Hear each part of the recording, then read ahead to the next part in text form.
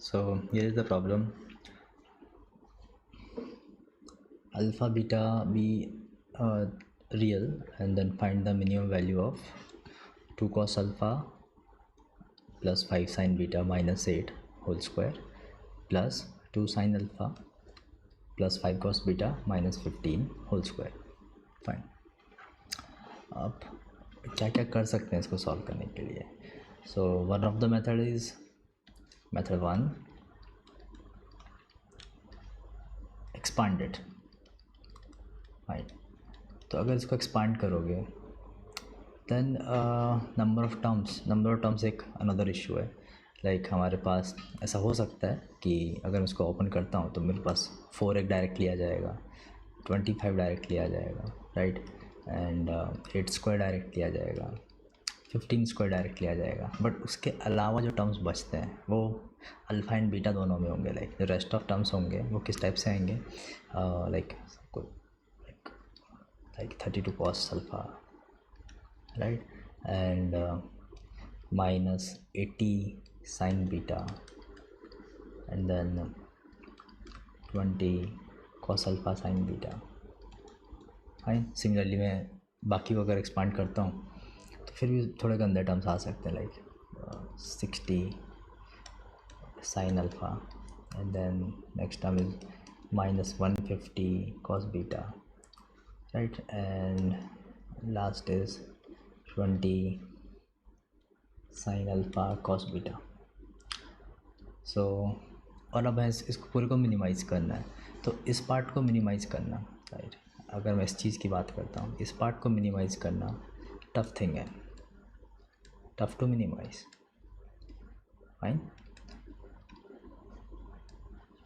सो short method क्या है वो हमें समझना है. This is long method, right, long and tough. So easy वाला मेथड हम ढूंढते हैं. सो मेथड 2 जो है काफ़ी इंटरेस्टिंग है, मज़ा भी आएगा करने में.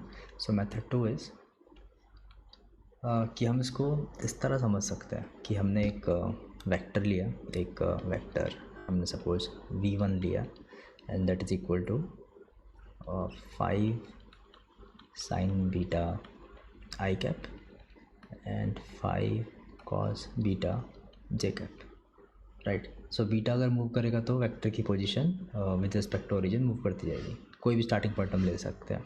एंड एक और वेक्टर 2 लिया जो कि हमें क्या देगा, 2 cos alpha I cap and 2 sin alpha J cap.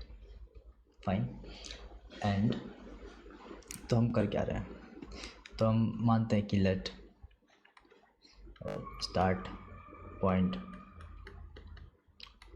Of v1 is origin. हमने अज्यूम किया सपोज.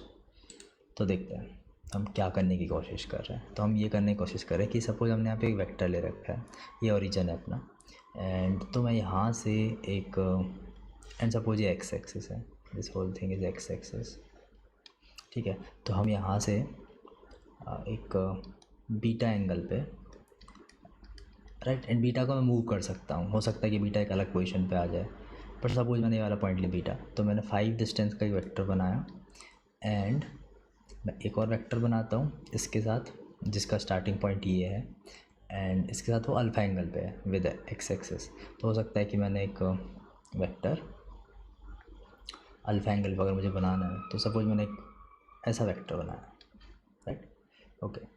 एंड ये जो थोड़ा इसको और अच्छे से क्लियर समझने के लिए काम करते हैं, थोड़ा सा बड़े एंगल लेके समझते हैं. तो मैंने एक और वेक्टर बनाया, सपोज वो वेक्टर यहाँ से स्टार्ट होता है, okay. So let me extend it a bit, ऐसा. एंड ये इसका स्टार्टिंग पॉइंट था, ये स्टार्टिंग पॉइंट था. एंड सपोज ये जो एंगल है, ये वाला एंगल जो बन रहा है वो अल्फ़ा है, राइट. एंड ये जो वेक्टर है उसका लेंथ कितना है, 2 है. सो ये 5 लेंथ का वेक्टर था, ये 2 लेंथ का वेक्टर है. तो ये वाला जो पॉइंट होगा, लाइक अभी थोड़ा समझते हैं इस चीज़ को. अगर हम थोड़ा ध्यान से देखें, मानते हैं कि ये वाला वेक्टर v1 है एंड ये वाला वेक्टर v2 है, राइट. एंड हम क्या करने की कोशिश कर रहे हैं, तो ये वाला जो पॉइंट होगा, राइट, इसके जो ओरिजिन के रेस्पेक्ट में कोऑर्डिनेट्स होंगे वो क्या होंगे v1 plus v2।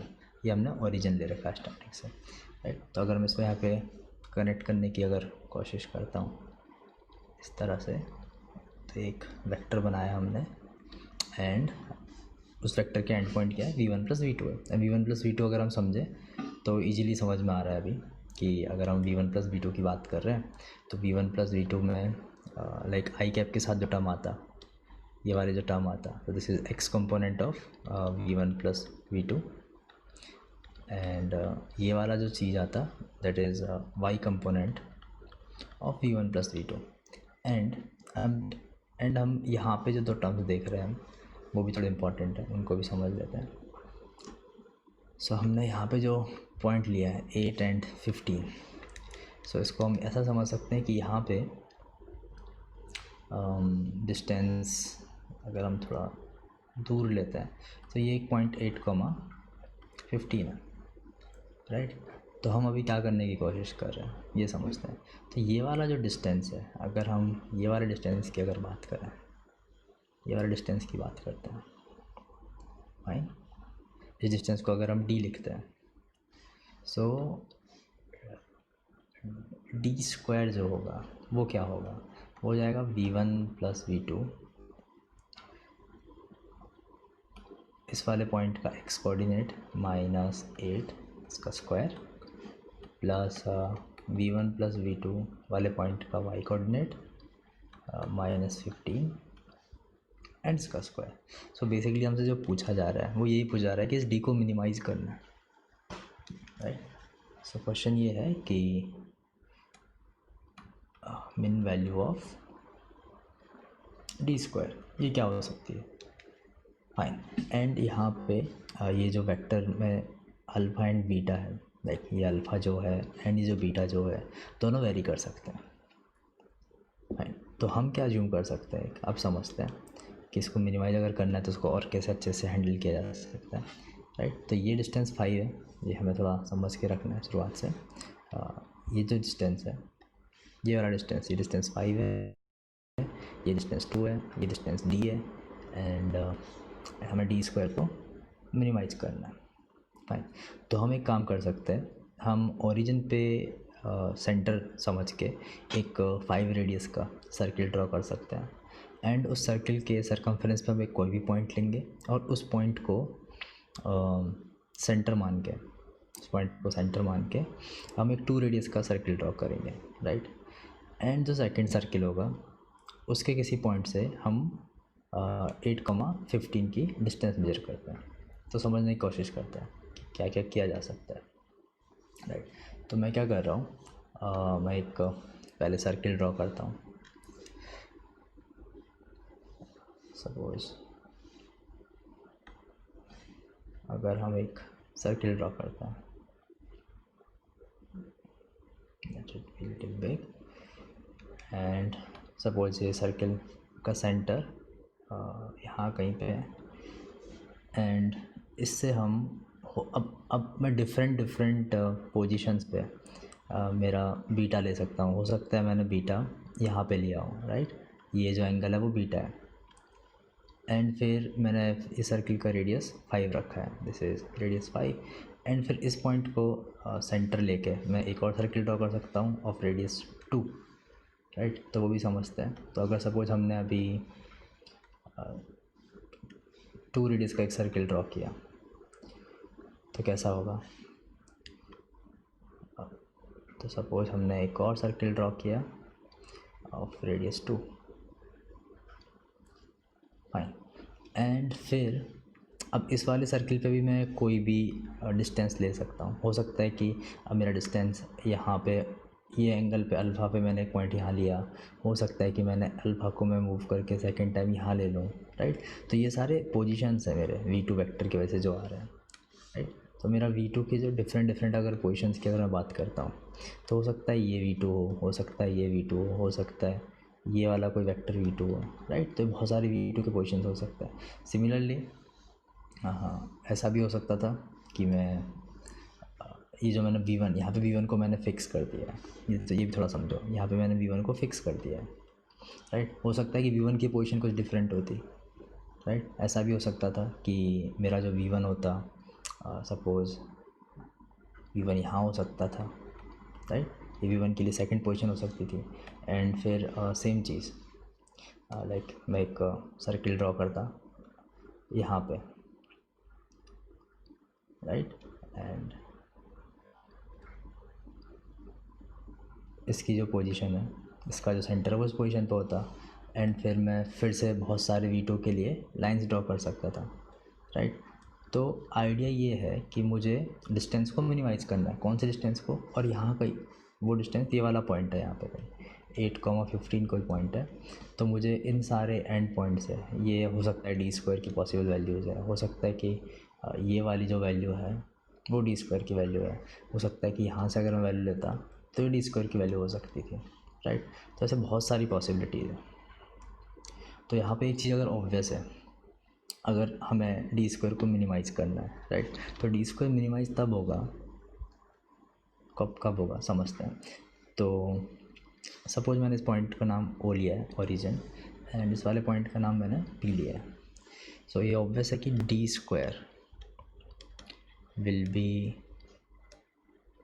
Minimum if V1 and V2 will lie on line segment OP, right. इस वाले वेक्टर के अलावा अगर V1 V2 दोनों होंगे तो उस कंडीशन में जो मेरी डिस्टेंस है वो मिनिमम हो जाएगी। कैसे समझ लेते हैं उस चीज़ को भी। सो हम ये वाली बात कर रहे हैं कि अगर हमने एक, फिर से एक ड्रॉ करते हैं, एक बिगर सर्किल लिया एंड अगेन एक और सर्किल हम लेते हैं, एक और सर्किल हम ड्रॉ करते हैं। सपोज़ हमने एक और सर्किल ये लिया एंड सपोज़ मैंने इसको यहाँ पुट किया, इसका सेंटर, तो इस वाले सर्किल का सेंटर इस साइड है एंड यहाँ से हमने एक वेक्टर V1 ड्रॉ किया। सो ऑलमोस्ट समझ में आ गया होगा कि हम क्या करने वाले हैं। तो यहाँ से एक हमने वेक्टर V1 ड्रॉ किया है एंड इस V1 से ऑलमोस्ट सेंटर है, इस V1 से हमने एक और वेक्टर ड्रॉ किया है जो कि वेक्टर कौन सा है, ये वाला वेक्टर V2 है। एंड फिर हमने इसी वेक्टर को आगे एक्सटेंड किया है एंड सपोज़ ये वाला पॉइंट जो है वो 8,15 है। सो और ये मेरा जो डिस्टेंस है, ये जो डिस्टेंस है, ये डिस्टेंस क्या है, D है बेसिकली, राइट। ऊपर वाले में जो मैंने यूज़ किया D² के लिए मिनिमम करने के लिए यूज़ किया था ये सब, तो डिस्टेंस एक्चुअल में D है। सो अगर मुझे D का मिनिमम वैल्यू फाइंड करना है, सो इन दिस केस